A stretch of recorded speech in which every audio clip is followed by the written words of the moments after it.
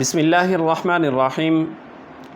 ناظرین محترم، نبی مکرم صلی اللہ علیہ وآلہ وسلم کو اللہ رب العزت نے بے شمار عزتوں سے نوازا۔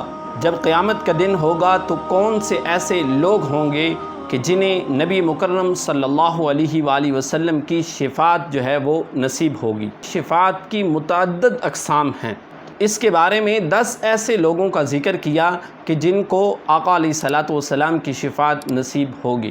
اب وہ 10 ایسے کون سی اقسام کے لوگ ہیں؟ نمبر 1 پہ آپ صلی اللہ علیہ وسلم کی شفاعت جو ہے وہ اہل محشر کے اندر جتنے بھی لوگ ہوں گے، آقا علیہ الصلوۃ والسلام کی شفاعت ان سارے کے سارے لوگوں کو نصیب ہوگی۔ پھر ایسے لوگ جو آپ کی امت میں سے ہوں گے، نیک ہوں گے، صالحین ہوں گے، اللہ انہیں جنت تو عطا فرمائے گا، لیکن حضور کی دعا کے وسیلے سے، حضور کی شفاعت کے صدقے اللہ رب العزت انہیں جنت الفردوس کے اندر اعلیٰ مقام عطا فرمائے گا۔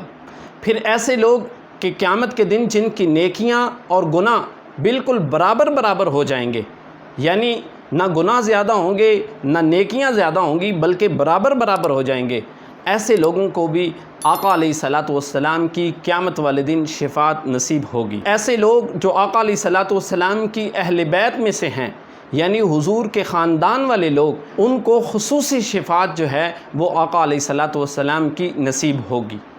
اور نبی مکرم صلی اللہ علیہ وسلم 70,000 لوگوں کی شفاعت فرمائیں گے، اور مالک کائنات ان لوگوں کو جن کی شفاعت حضور فرمائیں گے بے حساب جنت میں داخل فرمائے گا۔ اور پھر ایسے لوگ جو اذان کے بعد آقا علیہ الصلوۃ والسلام کے لیے وسیلے کی دعا کرتے ہیں، مالک کائنات ان لوگوں کو بھی قیامت والے دن آقا علیہ الصلوۃ والسلام کی شفاعت نصیب فرمائے گا۔ اور پھر نمبر 7 پہ ہے کہ ایسے لوگ جنہوں نے زندگی کے اندر روضہ رسول صلی اللہ علیہ وآلہ وسلم کی زیارت کی ہوگی، انشاءاللہ العزیز قیامت والے دن انہیں آقا علیہ الصلوۃ والسلام کی شفاعت نصیب ہوگی۔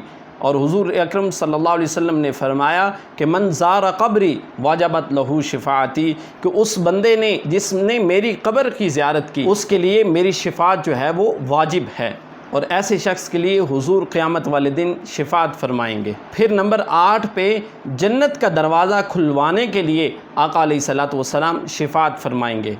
پھر آقا علیہ الصلوۃ والسلام اہل مدینہ کے لیے شفاعت فرمائیں گے۔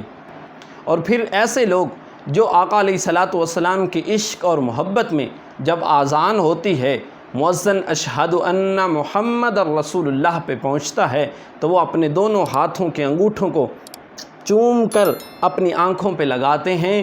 اس عمل کی وجہ سے بھی قیامت والے دن ایسے لوگوں کو بھی جو اذان میں انگوٹھے چومتے ہیں، آقا علیہ الصلوۃ والسلام کا نام آنے پر ان لوگوں کو بھی حضور کی شفاعت نصیب ہوگی۔ آپ کے سامنے 10 قسم کے لوگوں کی شفاعت جنہیں آقا علیہ الصلوۃ والسلام کی نصیب ہوگی، ان کا ذکر کیا گیا ہے۔